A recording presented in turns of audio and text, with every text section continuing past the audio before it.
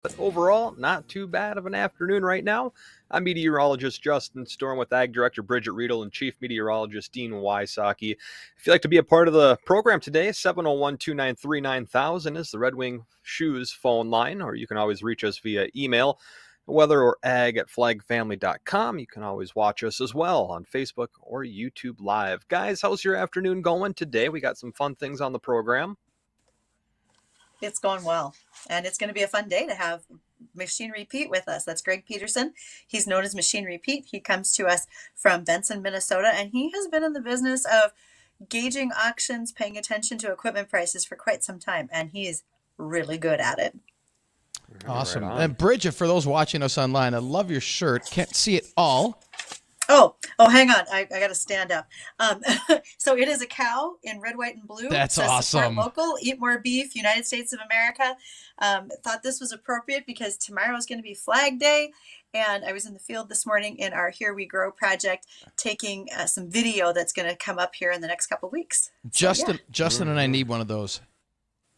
This is awesome. It's done by a company called Ag Swag, and they always have the flag on everything that they do, as you can see on my sleeve.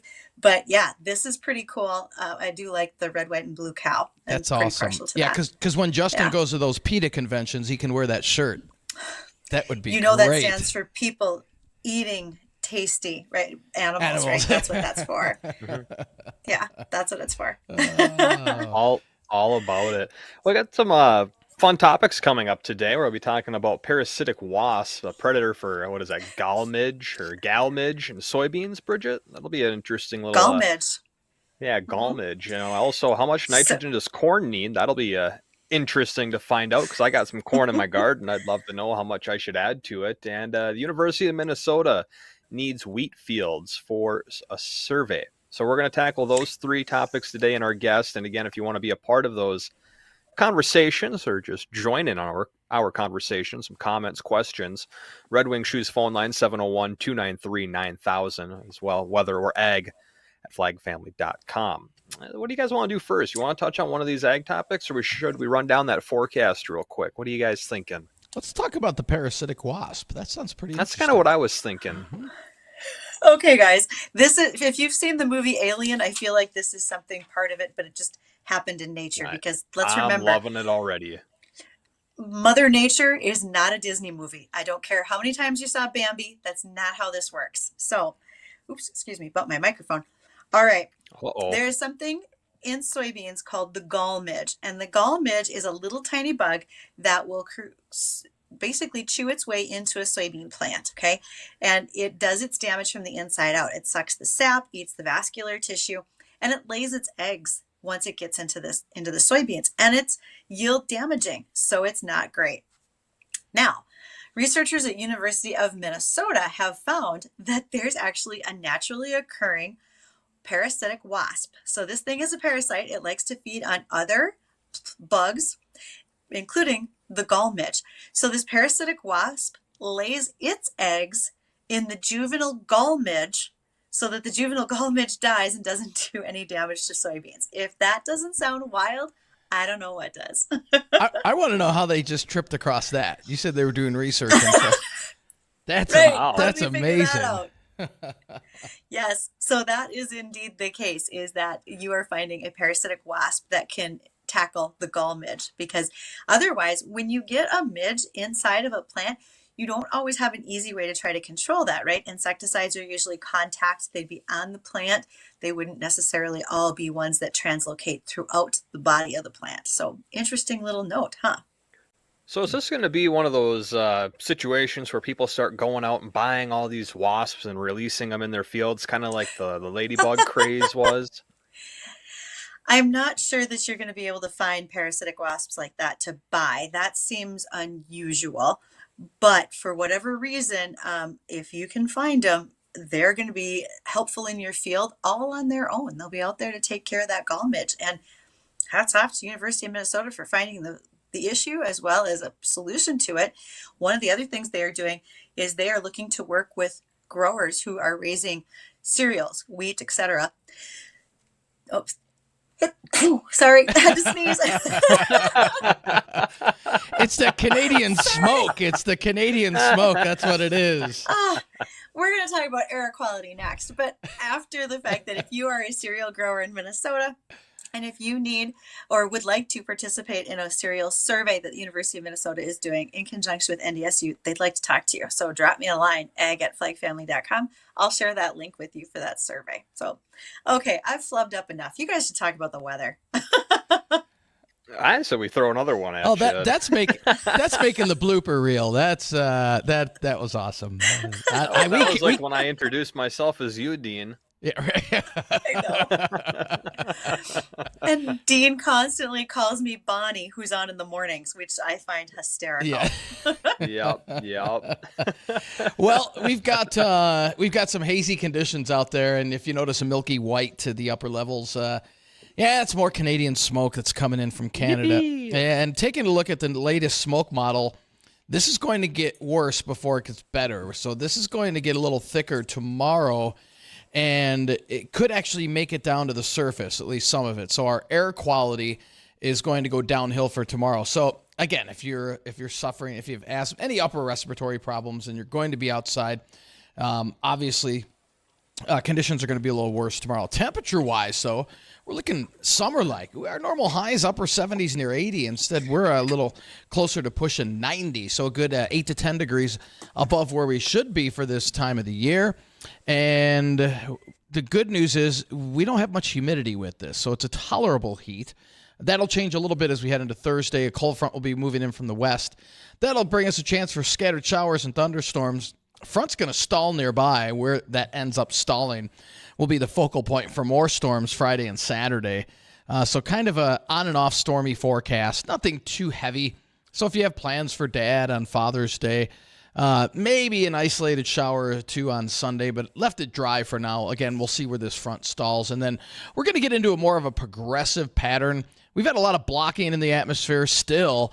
And again, that's slowly breaking down. Once it totally breaks down, then we'll start to see these progression of storms coming through our area with a roller coaster ride of temps. And the good news about that is when this blocking breaks down, this will allow for more of these storms to help with some of these Canadian wildfires to get a little more moisture up there as well. So fingers crossed that should happen within the next week to 2 weeks here, and that'll start to help, and we'll hopefully see less frequent visits of this smoke. I mean, yeah, it makes for beautiful sunrises and sunsets, but man, yeah, other than that, it's no bueno. No good. Mm-hmm. You know, speaking of that 5 to 10 degrees above average and last like 10 to 14 days, we've been just stuck with the 80s to lower 90s. And I went back and I just did a little quick analysis of where we're sitting as for average temperatures to date. And if you go back from March to today, we still average about 3 to 6 degrees below average so far. Yeah, it's just, well, we have short-term memory because let's just say the last 2 weeks have been abnormally warm. That's a short little time frame, 2-3 weeks. So it'll go back to April, right? We're sitting right at zero for average degrees above zero or above average or below it. And there was I was reading over a pretty interesting stat as well, is that we had more tornadoes in the lower 48 in March than we did in May. Now, as far as I know, I don't think that's ever happened before. And even this month has been really quiet, and part of that is due to the blocking in the upper levels of the atmosphere. Once that block breaks down, we will see the severe weather ramp up, but not until then. It's been a pretty quiet severe weather season so far, which that's fine. Well, we'll take it. Yeah, we got beans we got to worry about. We do, and I thought our temperatures were going to be slightly below average for this season, but yet we're not. It's just starting. Yeah, this is not a harbinger of things to come. So that's okay. Again, that's using the LRC. So we'll see how that pans out. Fascinatingly enough, Rice University now says, there could be something to that. Isn't that strange? That was huge. I was talking to Gary, and he said that absolutely is just, it justifies what he found. It's, because they were kind of shoving it aside, and now the climate scientists have found, there's something to this. So it'll be interesting to see what happens over the next 5 years or so, how this progresses. It's a good thing, that's for sure. And we have our guests coming. We have our guests coming on here after the break, Bridgette. I do agree with that. In fact, I was just texting a message to our guys in the control room to say, "Is Greg here?" Because I'm looking forward. He's to here. It. Yep, we can see him. Good, great. Greg Peterson. He is Machinery Pete from Benson, Minnesota. We are going to talk about farm equipment, and there's so many cool things to know, including how he got started doing this. So, for those of you who watch Machinery Pete TV on RFD TV channel, stay tuned. You're going to enjoy this. Thomas Show.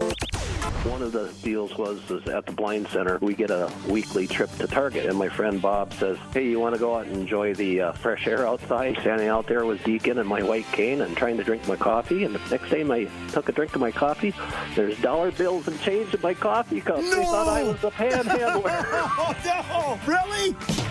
Yeah, I think it ruined my coffee, but at least I made enough I could go in and get a fresh cup. The Jay Thomas Show on WDAY. Is your vehicle ready for summer travel? Matthew Carlson here at Fix It Forward Auto Care. Our free 15-minute safety inspection can identify vehicle issues that may cause problems and breakdowns when you're on the road this summer travel season. Need tires? Our knowledgeable staff can find the right tire that fits both your needs and your budget. Be prepared to enjoy worry-free driving this summer when you have your vehicle serviced at Fix It Forward Auto Care, the name you trust for car repair. Fix It Forward Auto Care. What do eyewear and weather have in common? Join us for the Aspire Optical Eye on the Sky weekly weather forecast to find out. Each Tuesday morning, Dean Wysocki, Justin Storm, and myself, Ashley Freeborn, owner of Aspire Optical, will bring you the 7-day forecast. You never know where we'll be or how it will be presented, but we promise to bring you the most accurate forecast this side of the Red River. And learn how you can save big on eyewear from Aspire Optical. Watch the Aspire Optical Eye on the Sky weekly weather forecast on our Facebook, YouTube, and Twitter pages. Trust us, this is weather and eyewear like you've never seen. That old tree, you know, the one the kids climbed to escape for a while? The tire swing, the one that provided hours of shade. It's hard to say goodbye to a good tree, but when that time comes, contact Tyler. Our team will respect your property and get the job done in a quick and safe manner. At Tyler's Tree Service, we specialize in emergency and hazard removals, land clearing and site prep, consultation, slab, and milling. We service the FM, surrounding area, and the lakes. So the next time you get stumped, contact Tyler's Tree Service at tylerscut.com. We've got Brian in studio from Collins & Kronk Raymond James. Brian, I was visiting with my girlfriend the other day, and she's just a few years from retirement. She was wondering if she can still retire if there's a recession just around the corner. This is why planning is so important. When Collins & Kronk does a financial plan for you, we look at several different scenarios. We consider the positives or the good times, as well as the bad. What if there is a recession? We do the math so we can answer your questions with confidence. We want to help you make smart decisions like when to retire or what investments to use. Whether it's a recession or an economic boom, Collins & Kronk can help you make the right decisions. If you have $500,000 or more, call Collins & Kronk in Fargo today, 701-235-0119, 701-235-0119. Securities are offered through Raymond James Financial Services, Inc., member FINRA SIPC. Investment advisory services offered through Raymond James Financial Services Advisors, Inc. Collins & Kronk is not a registered broker-dealer and is independent of Raymond James Financial Services. Kinder Care in West Fargo is hiring. Kinder Care could be your happy place. What a great atmosphere, just like home. They're in search of an assistant resident care manager. $25 per hour starting, yearly bonus. Shift is 3 to 11 p.m., paid vacation, paid sick time, paid holidays, and you must be licensed to distribute medication in North Dakota. Go to kindercarefargo.com to apply. kindercarefargo.com to apply for the assistant resident care manager position open now at Kinder Care, your happy place, West Fargo. Need a tow? There's just one name you need to know. Aggressive Towing and Recovery. Our team is on call 24/7. We can be on the scene of a breakdown, accident, or to your home in minutes. At Aggressive, we offer light, medium, and heavy-duty towing, roadside assistance, and equipment hauling, as well as emergency roadside assistance like winch outs, lockouts, jump starts, tire changes, and more. Call anytime, 218-287-2344, online at aggressivetow.com.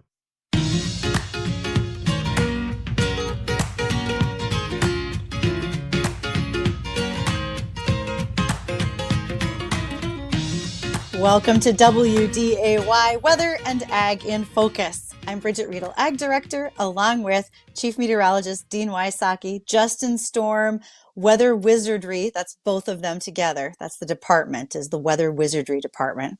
I can't wait till you all get the pointy hats.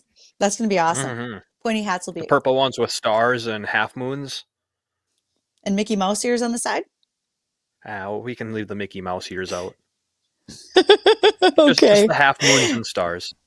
I thought the pointy cap was the dunce cap that we have in the weather office. No, that one says dunce. The wizard hats don't say Oh, okay. dunce. They got the stars on it. Right, and the all half special. moons. Yep. Well, you guys aren't the only wizards out there. One of the other wizards we have is one of our Here We Grow sponsors, and that would be Titan Machinery. Thank you to Titan, the local Case IH equipment dealer. They are dedicated to best-in-class service, and they must be best in class. They let us come to their store and film videos right in the middle of the chaos of their lobby. So thank you to Titan for all that they do for us. We appreciate that. Yeah, we'll see if they let us back. Well, we kind of want to, so we can talk about combines when the timing is right. That's an even bigger machine for you to sit around in, Justin. How's that? I know. Well, and we dropped so much money. I don't see why they wouldn't let us back. Thanks for all the money, Dean. Really appreciate that. It'll be fine. It's coming Don't out of worry, my it'll be check. fine. Well, after we visit with our after we talk to our guest today, y'all are going to want to buy way more. And our guest is Greg Peterson. He is Machinery Pete from Benson, Minnesota. He has been in the equipment business quite some time, and not an auctioneer, but a guy who probably knows every auctioneer in the area. So, Greg, hello. How are you today? Hey, I'm doing well, Bridgette. Thanks for having me on. Always a pleasure to visit with you. This will be fun. So, for those who aren't familiar with Machinery Pete, as you and your TV show, Machinery Pete TV on RFD TV, tell us a little bit about what you do. Well, Bridgette, for 33 and a half years, I've been compiling auction prices. I got my start, I was 23 years old, a year out of college. I just set sail thinking there was a business to be built around compiling good information. Of course, nobody was saying big data back in late 1989 when I started, and the internet was not a thing. So we had a book that we put out 4 times a year, and we would just compile auction prices on all types of farm and construction equipment. Back then, 33 years ago, we were just covering Minnesota and the Dakotas, but my goal was to kind of expand it. So it didn't take too long. We got to the point we were covering all the U.S. and Canada, and business has just kind of grown over the decades. Internet came along, of course, social media, YouTube. We started our TV show back. I started on RFD TV in 2007. Our own show now is going into season 11, so it's just been great fun over the years. Hopefully giving info that helps people on the business side, what's my equipment worth, but then also give you something to talk about in the coffee shop. Well, you're a numbers guy. And as a numbers guy, you are such an expert at telling people the highs and lows of the market. So I can't wait to get your opinion on a few pieces of equipment we might know about. So go ahead, Justin. Apologize for that. Oh, no worries, Bridgette. I was going to ask, what's the reasoning or the point for compiling these auction prices? Is it just so that way everyone around the area knows what other people are spending on similar equipment, or what would be the point behind that business model? Yeah, well, it's a good question, Justin. And my reality for 33 years has been when I meet new people, maybe particularly away from the ag side. My wife Jackie and I live in Rochester, Minnesota now, and they'll say, "Hey, what do you do?" And it's like, well, the easy way to explain it is I do the Kelley Blue Book, but for farm equipment. So the reason I started doing it, my father was a third-generation farm equipment dealer, and whether you're a farm equipment dealer or you're a farmer or you're an ag lender, you need to know what your equipment is worth. And the best way to accurately value it is put it up for sale today and then see what it sells for. So if a piece of equipment is selling in, say Crookston, Minnesota today, a 10-year-old John Deere combine with 1,400 engine hours on it with duals, all these other specs, we get the price, and then we can tell you, hey, it sold for $185,500 today. So whether you're looking to buy or sell or trade one, now you know. You don't have to guess. And over the 33 years I've been doing this, the equipment has got so expensive that, a 5% error either way, I mean, holy smokes, it's just unbelievable. So, yeah, it's just taking the guesswork out of what equipment is worth. And then we started to build out other edges of the business, like telling stories around both the equipment and the people who owned it, who bought it, and were selling it. And so I began to find the mix of when you combine the people stories with the equipment stories and the pricing data, it was just kind of a good mix of things, I would say. I see. Well, that's a good answer. With the equipment, you said if it's selling for this in Crookston or this over here, is there really much of a difference in the price based on where the equipment is located at, or is it pretty uniform, generally the same around the region? Another good question, Justin. It used to be, for most of my 33 and a half years compiling this data, there were huge differences geographically. I used to basically draw a line across the U.S., about the northern third of Missouri, then you could draw a horizontal line, a Mason-Dixon line, and anything north of it, used farm equipment values were going to be higher, and south of it, they were going to be lower. And then you drifted down into the far south. I mean, the sun shines, it's hot, the paint gets baked out. Farmers down south, they don't, it's not as much owner operated as it is up in our country, North Dakota, Minnesota, upper Midwest. We shed our equipment pretty well. We sort of have to with our harsh winters. And then you get down into the southeast part of the country, there's salt air, and that does things to the paint. And again, it used to be apples and oranges. So if Bridgette was selling a tractor in Fargo, you could take the same model year, same hours, and it would sell for 12% more in Fargo than it would in Charleston, South Carolina. But now, since the pandemic, hit us 3 years ago, what's happened is that is out the window. It's completely out the window because of the growth of online bidding. And so now if Bridgette's selling that tractor in Fargo, you're getting bidders from all over and vice versa.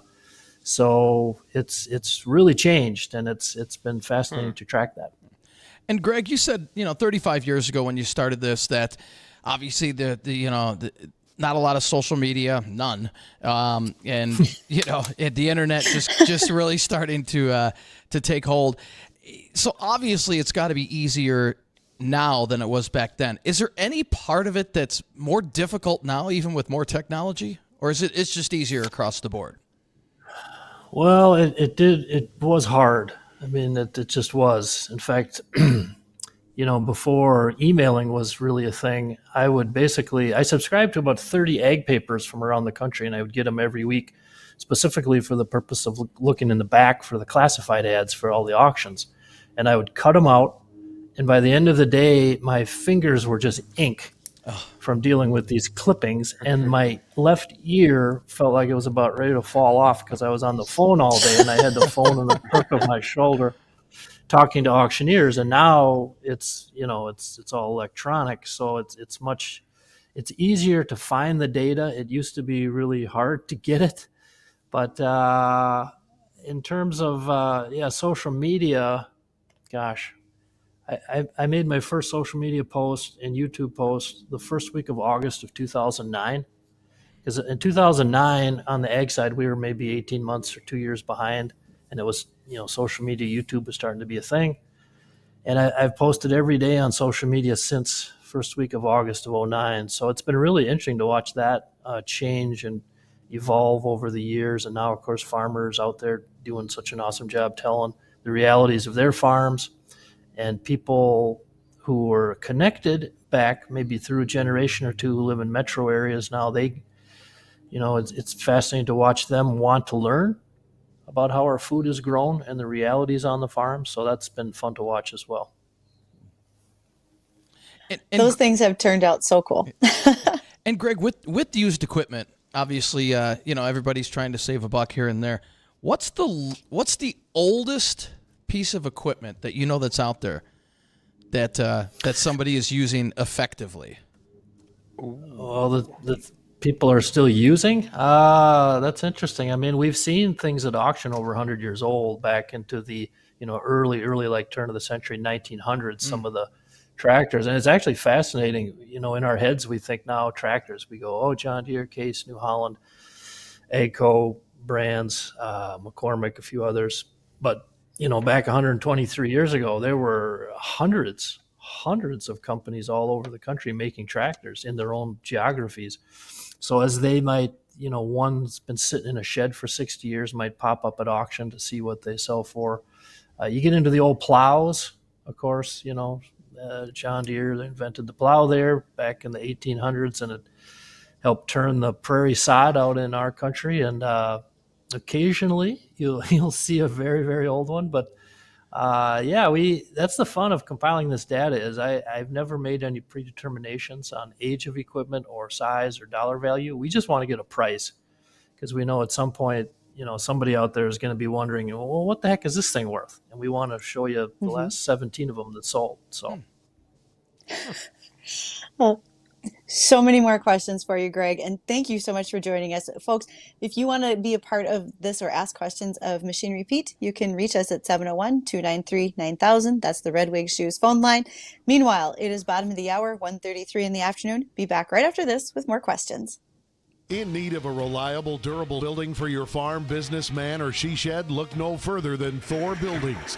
At Thor Buildings, they specialize in post-frame construction. They use the highest quality materials to ensure that your building can withstand the toughest conditions. Buildings that are designed with your specific needs in mind and built to last. With their experienced team of designers, engineers, and construction experts, you can trust that your building will be built with the utmost precision and attention to detail. So when it's time to put the hammer down, build with Thor.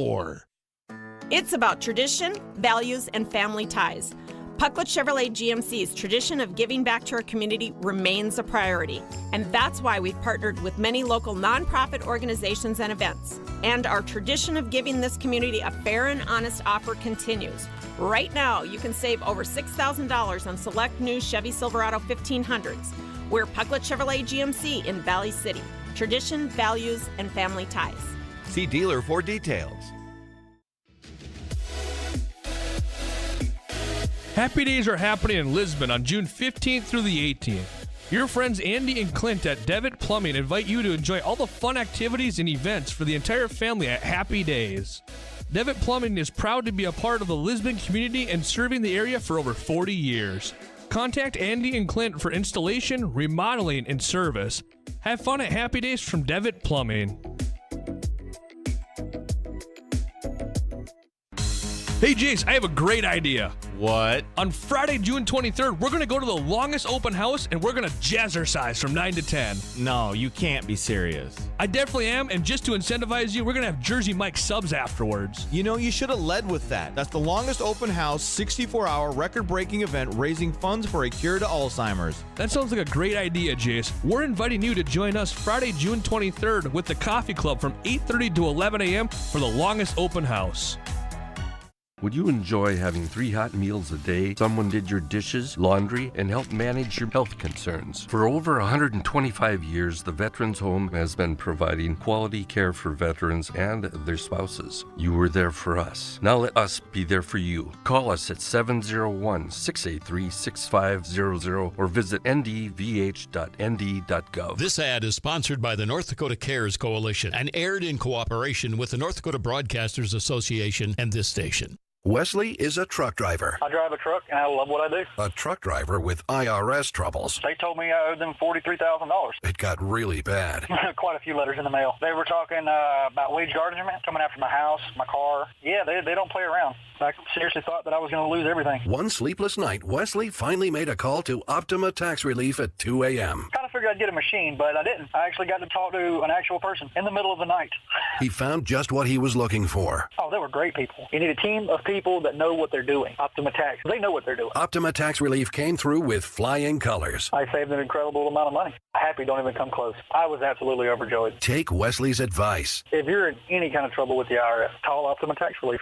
Don't trust anybody else. Call Optima for a free consultation. Call 800-343-6460. 800-343-6460. 800-343-6460. Optima Tax Relief. Some restrictions apply. For complete details, please visit OptimaTaxRelief.com.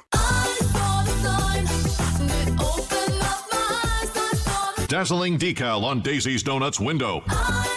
Bold banner at Barry's Barbershop. Prominent poster at Penny's on Park Place. This is your sign. Well, signs. To try Staples and see the difference. Get $15 off signs, banners, and posters when you spend $75 or more.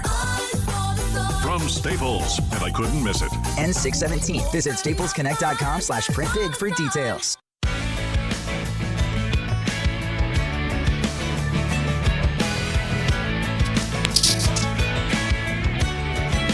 WDAY Weather and Ag in Focus. So very glad you're joining us today. Thank you for taking time to be with myself, Bridgette Readel, Ag Director, along with the Weather Wizards, Chief Meteorologist Dean Wysocki, and Justin Storm, Meteorologist Extraordinaire. One of our sponsors for our Here We Grow project is Invita. Invita is a product from AB Seeds in Avril, Minnesota, and Invita is there to help us boost nitrogen in our crops. So if that's something you're looking to do, here's your opportunity to take it right from the atmosphere and bring it back to the plant. Well, we also have something that's coming straight from the source, you might say. And our guest today is Machinery Pete. Greg Peterson, he has long been an avid auctioneer, an auction fan, and he keeps track of what's going on all across the U.S. and probably even further when it comes to auction pricing. And I had a question particularly to this region, Greg, and that has to do with Steiger tractors. Steigers began in Red Lake Falls, Minnesota. They were then taken over by Case IH, and the Steiger name is well known in this region. Do you think that as an auction item, Steiger tractors sell better up here because of their history versus other parts of the U.S., or does that maybe not matter as much anymore? Well, I love that question, Bridgette. And my answer to that, based on our data, would be Steiger tractors are kicking butt wherever they sell right now. That's a very strong, iconic vintage brand. And actually what we've been seeing with, I'm dating myself here, but when I say vintage, but 70s and 80s models, four-wheel drive tractors, generally speaking, have been going up aggressively in value, and Steigers are at the top of that list because you don't see them that often.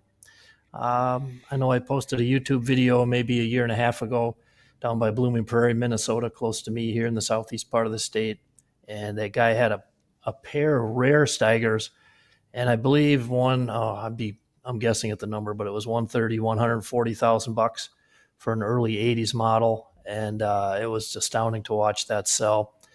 But I got to tell you, Bridgette, my favorite Steiger story was some years ago, someone sent me a picture from 1977. I believe it was from Fargo. And when Steiger was growing, they worked out a deal with the local Ford dealer, and they came out with a limited edition Steiger Ford pickup in that Steiger iconic color of green. And I posted the picture on our Machinery Pete social media. And what was so funny was the Ford dealer, got to remember it was 1977. So he's rocking plaid bell bottoms with a white belt and white shoes. I had some of those. And the picture was unbelievable. But my comment was, oh my God, if we could find one of these Steiger pickups. And two people messaged me and said, Pete, I know where one is, and I have not been able to track them down. You might have to help me with that one, Bridgette, because if we can find it, that would blow the doors off the TV ratings on our Machinery Pete TV show to find a Steiger pickup. Now that you say that, I've seen one. I don't know if I saw. You've seen one. I saw a picture. I can't remember if I saw the picture of it or the toy replica of it. But I will message you later because I think I might know where we can at least get some more information about it. Yeah. That's awesome. They made like 100, 150. There's a few. There's got to be one or two in the shed somewhere. We got to find one. We know a guy here at the station who's all about vehicles. I'm sure he could probably have some contact that might know where one is located at, and that would be Jay Thomas. Maybe we'll chat with him after the show. Dean, maybe you can throw that by him. Absolutely. So, Pete, I've got a question for you, or Greg, I'm sorry. And but first, we've got John on the line. He's one of our listeners. He's got a question for you. John, go ahead. Well, no, I didn't have a question for him, but I do remember those Steiger's Green Ford pickups. There used to be one in South Fargo. So I definitely remember those. He's not talking any BS here. They actually existed. So, I just wanted to report it, Dean, it is spray day and no chemtrails to be detected. But I need you or Justin to come down to the parking lot in about 10 minutes because I'm going to deliver the anti-aircraft guns for tomorrow's Flag Day celebration at the flag, just in case. Jesus, John. Well, John, because you know how the government treats us patriots, buddy. Well, good point. Well, hey, we'll be waiting for you after the show. All right, John. Well, hey, Greg. So, in your years of auctioning, what is the strangest thing that you've had at auction? Well, we've run across a lot of interesting items, different ways. I guess it depends on how you define strange. So I'll start off with staying in the tractor realm. So back on October 28th of 2020, up to our north, our friends in Saskatchewan, there was an auction in Spears, Saskatchewan. And there was a guy, he'd passed away. He used to be part owner of a John Deere dealership. And back in 1992, he bought a John Deere 4760 mechanical front, and he put it in his shed as an investment. And there it sat for almost 30 years until October of 20. And a friend of mine, Brendan Kramer with Ritchie Brothers, who had the sale, called me up and he goes, "Oh my God, Pete, you can't believe this thing. It is an absolute time machine. You open the cab door, it smells like new." So they put it up for sale, and it brought, I think new, it probably sold for like $80,000, and it sold for $197,028 US. So that on the tractor front, that might be the most unusual tractor. Now I did do a live Twitter chat with Bridgette a couple weeks ago, and she asked me a similar question. And we do have probably like 80, 90 categories of equipment we track at machinerypete.com. I have seen a couple outhouses sold at auction over the years. Are they like? I think one was used, one was new. Do they have what do they have TVs in them? I mean, climate control. We were talking climate control. It's no outhouses. I've also seen a burial crypt sold at auction down in Missouri. Wow. Some young guy YouTubed that for us, and we actually somewhere on our YouTube we got 2,100 videos out there. There's video of that crypt selling. No, we've seen helicopters, we've seen hot tubs.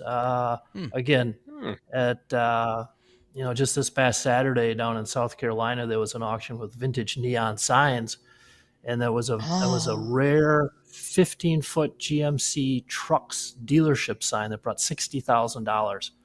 So I threw a picture of it on our Facebook page, and it's that's the fun of covering auctions. Every day, you never know what you're going to see. Wow. That is super cool. Hey, Pete, Greg, I got a couple questions here, a couple email questions. One of them was wondering about the memorandums of understanding for the right to repairs, some of the bills that were passed over in Colorado, and Case and John Deere has been getting on board. I think it was the Farmers Bureau. Is that correct, Bridgette? Mm-hmm. Farm Bureau. Has that done anything to auction prices or what people are putting up for auction now since they've done that? Have you seen anything kind of tied to that or somewhat related to it at all? The answer would be no. It has not affected prices in any way, shape, or form. I think it's to me it's kind of a political issue.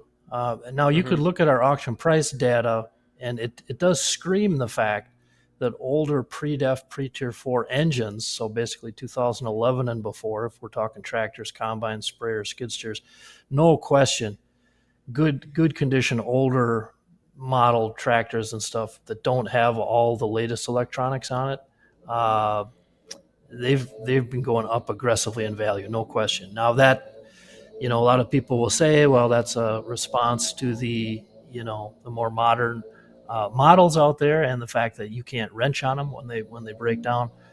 But no, I think politically, it was a hot button issue. And it's very complicated too, because you know, you have to take a look at the relationship between the farmer and the dealer.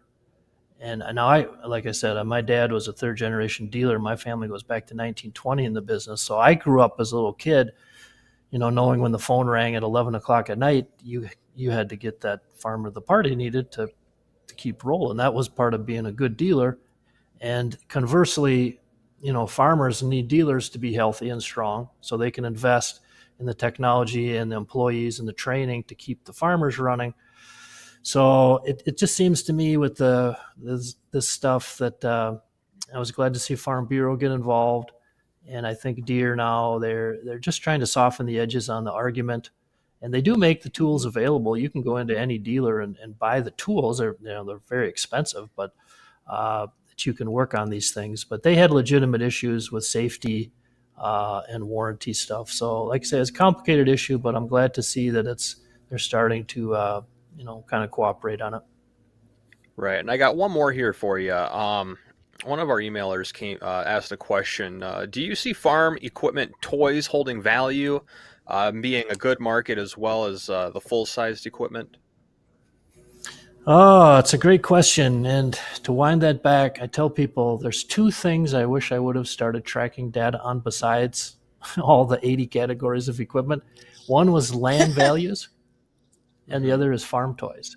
Now, we do keep an eye on it from all the auctioneers we work with. I would say farm toys are holding in value. If there's any rareness to them, of course, then they're like, any asset class like vehicles, vintage pickups, or if you happen to own a 1977 Blazer, Merry Christmas, you could probably move to Jamaica if you wanted to sell that thing. But yeah, farm toys, like I say, I would say generally holding value. And if you got anything rare in the box, not opened, then you're talking a whole nother ball game, and the dollars can get big fast. Oh, I bet.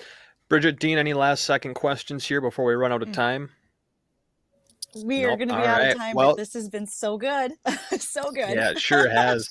Greg Peterson, if anyone wants to get a hold of you, they want to go to your website, social media, maybe they want to check out your TV show, where can they do all that? Is it streamed? What time does it air? Anything like that you'd like to share to our listeners?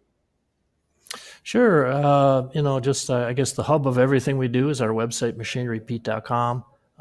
We got 100,000 pieces for sale there. I want to thank all the listeners for shopping for equipment at our website. And I do want to point out all our auction prices are free to view.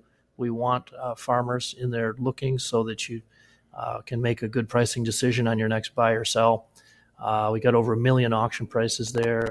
Social media, just type in Machinery Pete, Instagram, YouTube, Facebook, will pop up, talking to people. And again, thanks so much, guys, for having me on. Yeah, no problem. Thank you, Greg. Absolute joy. Well, we got to check at the American Ag Network. When we come back, we got another look at the forecast and 2 more ag topics to cover. So stay tuned. We'll be right back. Has the bear market devastated your portfolio? If you're tired of financial salespeople who just sell you a product and move on, then it's time to call Collins & Kronk today. See how they're different. At Collins & Kronk, they start with a plan and a strategy, then proactively manage your money to meet your goals. Call the team at Collins & Kronk, 701-235-0119. That's 701-235-0119. Raymond James Financial Services, Inc., member FINRA SIPC. Collins & Kronk is not a broker-dealer and is independent of Raymond James Financial Services. Are you having a tree problem but don't know who to turn to? Call Tyler's Tree Service in Fargo. Tyler's has the tools and experience to deal with any tree issue, including tree removal and replacement, stump grinding, firewood delivery, wood chipping, and more. Offering services in Fargo, Moorhead, West Fargo, and the surrounding areas. They work hard to complete the job in a timely manner and at a very fair price. For a free estimate, call 701-730-1236 or find them online at tylerscut.com. Tyler's Tree Service. If the sun's out, they'll be working.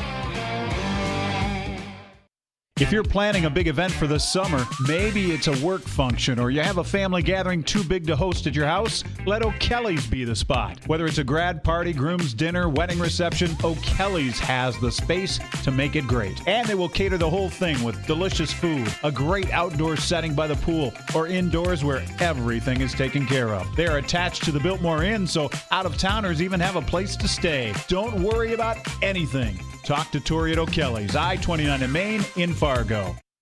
With warm weather, you'll notice more boats, campers, and water toys on the road. And with that means more breakdowns and a need for a tow. Hi, I'm Kelsey Lomstall, owner of Aggressive Towing and Recovery. You can't schedule your next breakdown, but you can rely on Aggressive Towing and Recovery to respond to your call with speed and precision to get you back on the road and to your vacation destination. Need a tow? There's just one name you need to know. Aggressive Towing and Recovery. Online at aggressivetow.com. Grain markets remain higher at midday. This is the American Ag Network of Jesse Allen with this market update. Talking now with Arlen Suderman of StoneX. Arlen, grain and oilseed trade being led to the upside here today by this soy complex. It sounds like decent strength in the veg oil markets is helping give us some of that support here today. Oh, it is. And sometimes it's kind of like be careful what you see behind the curtain type of a thing as the market simply behaves so much differently today than what they used to 20 years ago. As we look at this, we started off getting a push for corn and soybeans again overnight, follow through buying because of the crop ratings declining more than what the trade expected following last week's dryness across the Midwest. And that started to trigger some chart signals and the momentum trading algos jumped in. We did have some significant news that broke this morning when the Biden administration was under court order to release their final biofuel blending quotas and an agreement reached with Growth Energy, which is an ethanol advocacy group. The courts had said by June 14th, you have to release your final blending numbers for 2023, 2024, and 2025. They filed a document this morning, the EPA did, with the court, with the support of Growth Energy to give them a 1-week extension on that to June 21. It's being rumored that that's to try to build in more support for the biofuels, though nobody really knows. That's maybe the hope of the biofuel industry. It came about due to some chaos when their plan to include electric vehicles in their plan just kind of fell apart. And so they had to come up with a new way to support their push toward electric vehicles while also supporting the crop-based biofuel. So looking for that trading, generally supportive of soy oil this morning and helping add some momentum to the soybean complex as well. And that's Arlen Suderman of StoneX on the American Ag Network.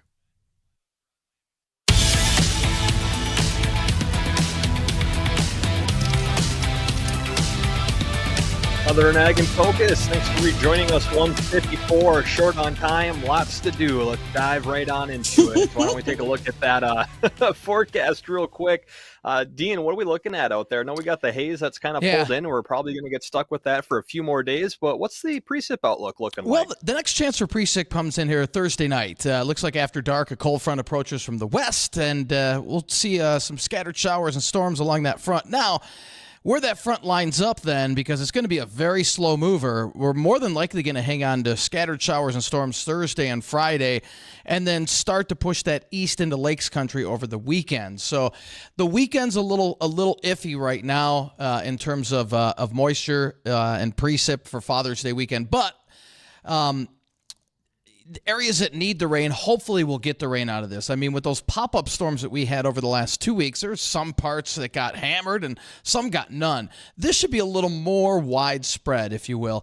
In fact, the outlook for the next 7 to 14 days is a progression of these storms will come marching across the lower 48 and with more widespread precip. Nothing too heavy. That's the good news. But it looks like some good timely precip heading our way over the next couple of weeks. So that's the good news there. That is the good news. And we had an emailer question from Alex. He's down in New Ulm. Says, hey, guys, love the show. Listen as much as I can. Was wondering about the precip outlook down in southern Minnesota around New Ulm. It's getting a little on the drier side. And I was taking a look down there, and it looks like the best shot for rain southern Minnesota, mainly down in the southwest corner, but we'll focus on New Ulm for Alex. Looks to come in on Saturday with some scattered showers and some thunderstorms, and generally probably a 1/4 inch to a 1/2 inch, although you could probably get some localized areas. If you get a slow-moving storm push right over the farm, you might be able to pick up around 1 inch if it's a good rainer. But for the most part, 1/4 to a 1/2 inch is what it looks like coming in around Saturday down there. That's a nice little help. That'd be okay. Yeah. That'd be helpful. That would be great. Although their soil isn't quite as clay as ours up here, so they probably need a little bit more frequent rain where we can handle a 1/2 inch every week, every other week, they probably want that a little more often, wouldn't they, Bridgette? I would say so too. And I think that right now there's so many areas that would take a little bit of rainfall.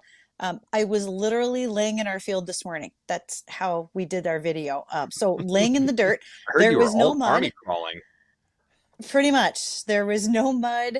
And when I took like a seed tester and went down a little bit and brushed back soil from some of our soybean plants, there wasn't a lot of excess moisture laying around there. The beans are coming along nicely, though. I got them at a bird's eye view, I guess you could say. Right. Well, speaking of the beans, let's switch topics. Let's go over to corn, because we were kind of talking about nitrogen and whatnot with our beans and Vita and the other things. But how much nitrogen does corn need, Bridgette? Well, this is research that comes out of the University of Illinois, and the researcher is now an associate professor at North Dakota State. So good news, this information has come right up here to where we are. And right now, this work has shown that depending on how you deliver extra nitrogen to your corn, there's only so much that the corn crop can take up. It's built to hit a certain yield depending on your hybrids, etc. But sometimes over fertilizing, it's just only going to get so much into the plant. Corn takes up the majority of its nitrogen, about 67% on average, with sources that usually naturally occur in the soil. And findings show that actually banding fertilizer, so putting fertilizer in a short band right over the top of the row versus broadcasting across the whole field, showed more efficiency than if you were, again, spreading across the whole field. And the difference there can be in dollars spent. And fertilizer has not been a cheap input cost. Generally, it is your largest dollar value spent on the farm for an input. I see. Well, speaking of corn, I don't think we touched on this yesterday. This was a topic yesterday. I don't believe we got to. But this was an update on the Mexico corn import. I don't know if this has something to do with the GMO ban that they were talking about, but what do you got on that, Bridgette?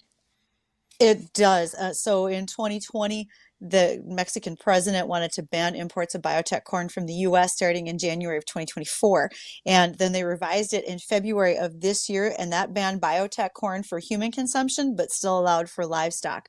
Where we stand today is that North Dakota corn growers, other area corn growers, and the National Corn Growers Association have been calling on the Biden administration, which is they have filed a I guess you call it a complaint, but they are working through the U.S.-Mexico-Canadian agreement for export and trade, and a dispute settlement is filed, and they're looking forward to seeing how that should happen and what could go on. But the problem overall is Mexico doesn't want to do a bunch of imports, but they have 44% of their population is malnourished, and basically, 44% under poverty line, 12% malnourished. They just need some food. Malnourished. Right. Well, they'll get what they can get, right? That's unfortunate. Whether Two arguments governments arguing. They don't want to do. Right. Yes, it always is. But that's about wrap it up for the show today. We thank everyone who emailed in questions, and John for giving us a phone call. We're back tomorrow, 1 to 2 o'clock in the afternoon. We got another guest. You want to tease that real quick, Bridgette? I can. Tomorrow, Lori and Taylor from aghires.com. They represent somewhere in the neighborhood of 3,000 ag employers across the U.S. Are you looking for a job? Are you looking for labor? They might be able to help. All right. Well, we'll tackle that next. Everyone have a great rest of your day. We're back tomorrow again. The Jay Thomas Show is next. AM 970 and FM 93.1 WDAY.